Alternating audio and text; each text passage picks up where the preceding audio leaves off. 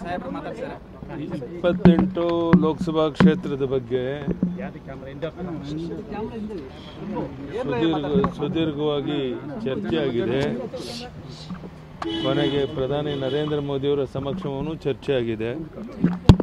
ಆದರೆ ಅಂತಿಮವಾಗಿ ಕೆಲವು ಹೆಸರುಗಳನ್ನು ತೀರ್ಮಾನ ಮಾಡುವಂಥದ್ದು ಪ್ರಧಾನಿಯವರು ಅಮಿತ್ ಶಾ ಅವರು ಸೇರಿ ಮಾಡ್ತಾರೆ. ವಿಜಯಣ್ಣ ಅಲ್ಲೇ ಇದ್ದಾರೆ, ಅದಕ್ಕೋಸ್ಕರನೇ ಇವತ್ತು ರಾತ್ರಿ ಒಳಗೆ ಎಲ್ಲವೂ ಸ್ಪಷ್ಟ ಚಿತ್ರ ಗೊತ್ತಾಗ್ಬೋದು ಅಂತ ಅಂದ್ಕೊಂಡಿದ್ದೇನೆ. ಆ ಪ್ರಯತ್ನ ನಡೆದಿದೆ. ಹಾಲಿ ಸಂಸದರಿಗೆ ಏನಾದರೂ ಕೂಡ ಒಂದಷ್ಟು ಟಿಕೆಟ್ ಕೈ ತಪ್ಪುವ ಸಾಧ್ಯತೆ ಇದೆಯಾ ಸರ್? ನಾನು ಆ ಥರ ಯಾವುದನ್ನು ಇಲ್ಲಿ ಹೇಳಕ್ಕೆ ಇಷ್ಟಪಡೋದಿಲ್ಲ. ಏನೇ ತೀರ್ಮಾನ ಆಗೋದಾದರೂ ಸಾಯಂಕಾಲ 7-8 ಗಂಟೆ ಒಳಗಡೆ ಇವತ್ತು ರಾತ್ರಿ ಒಳಗಡೆ ಸ್ಪಷ್ಟ ಚಿತ್ರ ಗೊತ್ತಾಗುತ್ತೆ. ಎರಡು ಹಂತದಲ್ಲಿ ಪಟ್ಟಿ ಬರುತ್ತಾ ಸರ್? ಎಷ್ಟು ಪ್ರಕಟ ಮಾಡ್ತಾರೆ ಮೊದಲ ಹಂತದಲ್ಲಿ? ಹೆಚ್ಚು ಸಂಖ್ಯೆನೇ ಅನೌನ್ಸ್ ಮಾಡ್ಬೋದು ಅಂತ ನನ್ನ ಪ್ರಕಾರ. ಯಾವುದು ಗೊಂದಲ ಇಲ್ಲ ಸರ್ ಅಭ್ಯರ್ಥಿಗಳ ಆಯ್ಕೆ? ನನ್ನ ಪ್ರಕಾರ ಯಾವುದೇ ಗೊಂದಲ ಇಲ್ಲ. ಎಲ್ಲವೂ ಚರ್ಚೆ ಆಗಿದೆ ಸುದೀರ್ಘವಾಗಿ. ಇವತ್ತು ಮತ್ತೊಮ್ಮೆ ಅಮಿತ್ ಶಾ ಪ್ರಧಾನಿಯವ್ರ ಜೊತೆಗೆ ಮಾತನಾಡಿ ವಿಜಯಣ್ಣ ಅಲ್ಲೇ ಇದ್ದಾರೆ, ಅಂತಿಮ ಒಂದು ತೀರ್ಮಾನವನ್ನು ತಗೊಂಡು ಬರ್ತಾರೆ. ಹೇಮರಾಜ್ ಕೇಜ್ ಕಲ್ಚರ್ ಮೀನು ಕೃಷಿಯಲ್ಲಿ 1 ಕೆಜಿನಿಂದ 3.5 ಲಕ್ಷ ಗಳಿಸ್ತಿದ್ದಾರೆ. ನೀವು ಕೂಡ ಅವರಿಂದ ಕಲಿಬೇಕಾ? ಅವ್ರ ಜೊತೆ ವಿಡಿಯೋ ಕಾಲ್ನಲ್ಲಿ ಮಾತಾಡಬೇಕಾ? ಈಗಲೇ ಫ್ರೀಡಮ್ ಆ್ಯಪ್ ಡೌನ್ಲೋಡ್ ಮಾಡಿ. ಸೀಟು ಹಂಚಿಕೆ ಜೆಡಿಎಸ್ಗೆ ಎಷ್ಟು ಅಂತ ಏನಾದರೂ ಅನ್ನೇ ಚರ್ಚೆ? ಅದನ್ನು ಅಲ್ಲಿ ಎದುರುಗಡೆ ಏನು ಚರ್ಚೆ ಆಗಿಲ್ಲ. ಅವ್ರಿಗಂತೂ ಹೊಂದಾಣಿಕೆ ಆಗೇ ಆಗುತ್ತೆ. 2 ಸೀಟ್ ಕೊಡಬೇಕು ಅನ್ನೋದನ್ನ ಅಂತಿಮ ತೀರ್ಮಾನ ಡೆಲ್ಲಿಯವರು ತಗೊಂಡು. 2 ಫೈನಲ್ ಆಗಿದೆ ಅಂತ 2 ಫೈನಲ್ ಆಗಿದೆ ಅಂತ ಚರ್ಚೆ.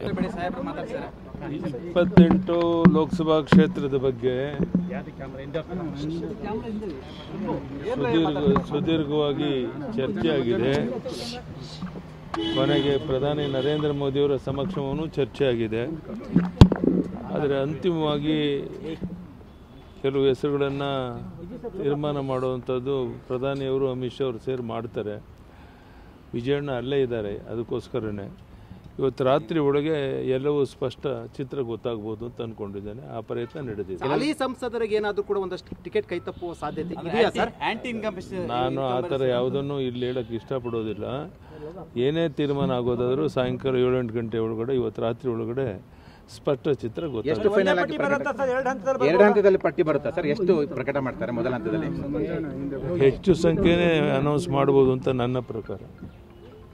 ಯಾವುದು ಗೊಂದಲ ಇಲ್ಲ ಸರ್ ಅಭ್ಯರ್ಥಿಗಳ ಆಯ್ಕೆ? ನನ್ನ ಪ್ರಕಾರ ಯಾವುದೇ ಗೊಂದಲ ಇಲ್ಲ. ಎಲ್ಲವೂ ಚರ್ಚೆ ಆಗಿದೆ ಸುದೀರ್ಘವಾಗಿ. ಇವತ್ತು ಮತ್ತೊಮ್ಮೆ ಅಮಿತ್ ಶಾ ಪ್ರಧಾನಿಯವ್ರ ಜೊತೆಗೆ ಮಾತನಾಡಿ ವಿಜಯಣ್ಣ ಅಲ್ಲೇ ಇದ್ದಾರೆ, ಅಂತಿಮ ಒಂದು ತೀರ್ಮಾನವನ್ನು ತಗೊಂಡು ಬರ್ತಾರೆ.